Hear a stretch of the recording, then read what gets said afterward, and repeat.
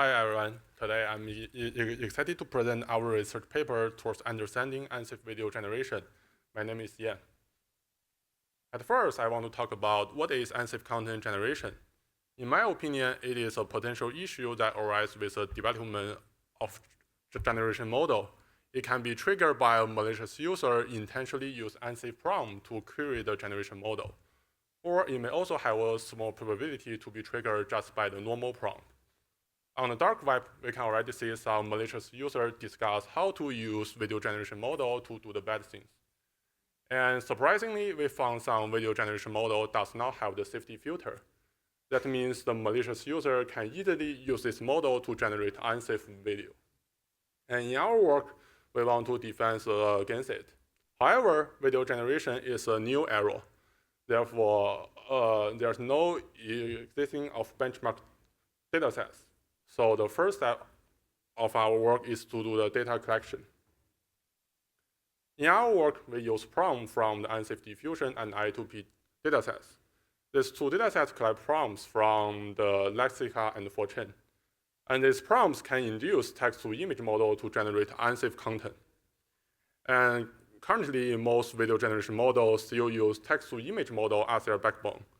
Therefore, we think these two types of model maybe have similarity in their semantic representation. After we feed this prompt to the video generation model, we got 5,607 generated video.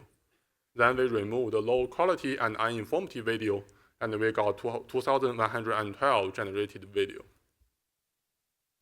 So the next step for us is to do the data annotation. We first use k-means methods to get the 23 video cluster. Then, following the Bruni's work, we do the semantic coding analysis. Because in this part, we want to identify how many unsafe categories in the generated video. Then here's our codebook. You can see we have found 5 different types of unsafe video.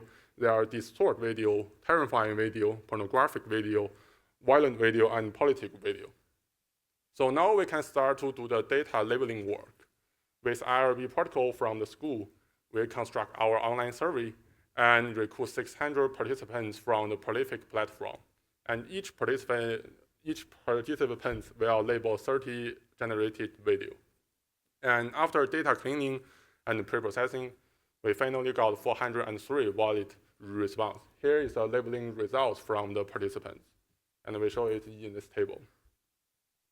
So now we have the data sets we can start to design our defense method. But like I said in the previous slides, video generation is a still new error. Therefore, the current solution are all target image generation model. But some method can be transferred to video generation model, but some cannot be directly used to target video generation model because video generation model is more complex than the image generation model. And based on their different accessibility to the generation model, we divide them into 2 groups. We call it model write method and model free method. And model write method, it typically means the method that need to change the generation process or need to update the model parameters. For example, in the safe latent diffusion, the author will change the generation direction when they think current direction is towards some unsafe concept. And in the safe gen, the author will fine-tune the self-attention layer to prevent the generation model generating unsafe image. So when we feed the unsafe prompt to the modified generation model, the model will refuse to generate unsafe content. And the drawback of the model write method is it needs a huge amount of computing resource to fine-tune the model parameters. And the second type of method is model free method. Model free method is not like model write method that needs to change the generation process or need to update the model parameters. It just relies on the final output from the generation model. For example, in the unsafe diffusion, the author will use a classification model to decide it is an unsafe sample or it is a safe sample. In the stable diffusion safety filter, the author will use a clip to get image embedding from the generated image, and then calculate the similarity score between the generated image with some predefined and unsafe concept embedding, and use this similarity score to compare with a threshold value to decide it is an unsafe sample or it is a safe sample.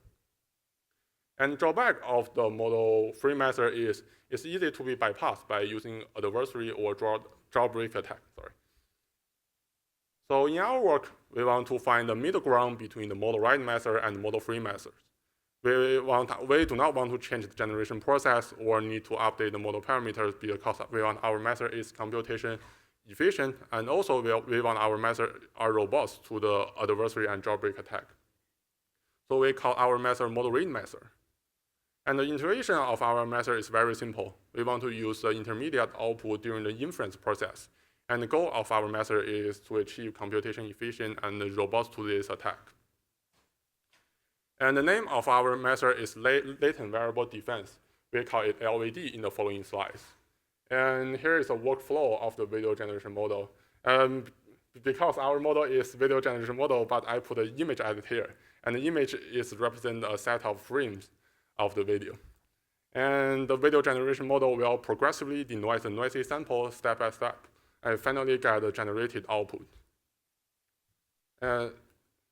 Currently, most video generation models use DDM sampler, which means it will have a deterministic sampling process. And the previous model-free method rely on to detect unsafe feature from the final output. But now we have a deterministic sampling process. So we think maybe we can detect this unsafe feature during the inference process. And nowadays, when users use a diffusion-based generation model, it always set the inference step to 50.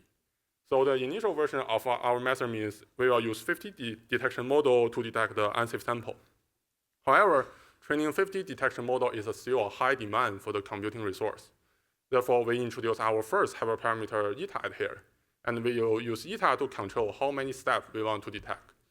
And the detection model is a binary classification model. If the detection result is 1, that means the model thinks it is an unsafe sample.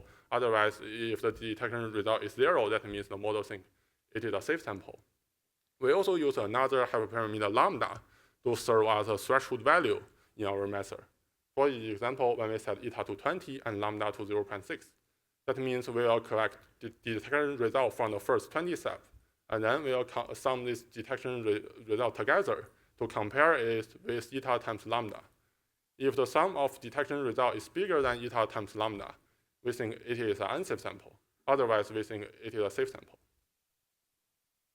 Now I want to talk about the evaluation setup about our work. In our work, we test our defense method with 3 open source video generation models. They are Magic Time, Animate Diffusion, and Video Crafter 2. And we use a dataset that I introduced in the previous slides. We call it Unsafe video dataset to test our defense method. We use 4 different evaluation metrics in our evaluation section. And the detection model is built based on the video mask autoencoder. In the evaluation section, we compare our method with 2 baseline methods, unsafe diffusion and safe latent diffusion.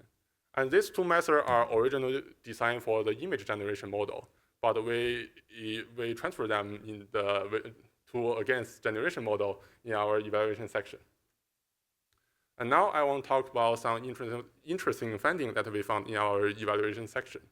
The first one is when eta increase, the higher lambda value is achieved with the best detection accuracy is achieved with a lower lambda value.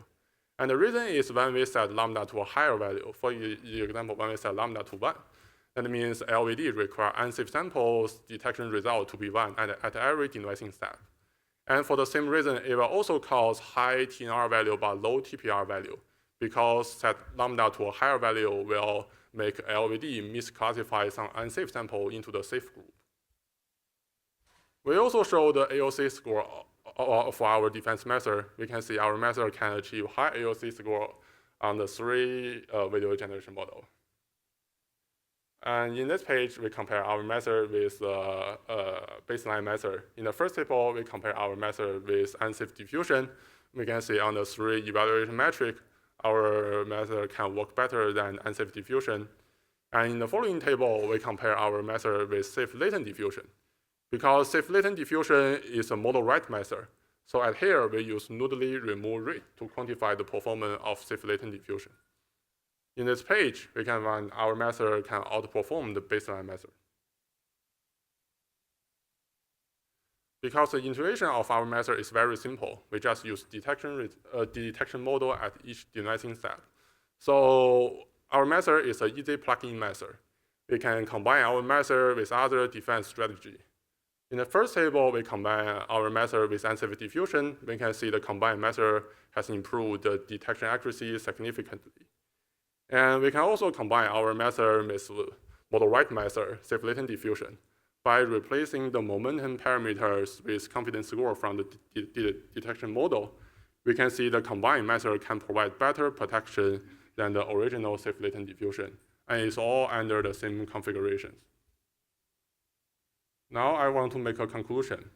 In our work, we first found that current video generation model can generate high-resolution unsafe video. To solve this problem, we did two things in our work. We first built a VGM-based unsafe video dataset, and it includes 937 generated video, unsafe generated video. And based on this dataset, we design our defense method, and we call it LVD. And we tested on 3 open source video generation models, and we can see it can achieve high detection accuracy across various generation tasks. If you want to know more detail about our work, you can scan this QR code. Thanks for listening. Okay, so thanks for the talk. Okay, the first question. Thank you, Ian. I'm Kian from University of Buffalo. Very interesting work and very good presentation. Yeah, thank you. So I'm kind of curious about the annotation part. Like you mentioned that you first use k-mean, a method to categorize those videos, yeah. right? Yeah. So normally for text or images, we use the embeddings to do that. But for videos, video is more complex. We have a different vision frames. Maybe we have some audio information in that. So how did you implement those things there? Yeah, I think that's a really good question because, like you said, we always use k-means method to cluster the image embedding. And in our work, if I want to introduce more details, we first will use clip to get embedding from each frame of the video. Because currently there's no powerful video encoder, right? And we mainly focus on the semantic information. So in this part, we first use clip to get embedding for each frame. And then we'll calculate maybe the mean of this each frame embedding. And then we'll use k-means for this embedding because we think if we get embedding for each frame, and we can use this embedding to represent the video. Yeah. Thank you. That's very comprehensive work. Yeah, thank you. Thank you. The next question. Yeah, thank you. Thank you for your great talk and great work. I'm interested into your work very much, although I'm not in this domain. My question is a little general. What kind of videos should I regard them as safe or unsafe samples? If I have 2 similar videos, it's possible that I classify one into the safe ones, but another is into the unsafe one. Yeah, so your question is how to decide it is an unsafe or it is a safe sample? Yeah, something like definition of safe and unsafe. Yeah, I think that's also a very good question because in our work, we want to avoid this situation like our authors think it is unsafe, but some audiences think it is safe. So in our work, we recruit 600 participants from the Pornographic platform to help us to do the data labeling work. Oh. Yeah. Great, thank you. Yeah, thank you. Thank you, very impressive work.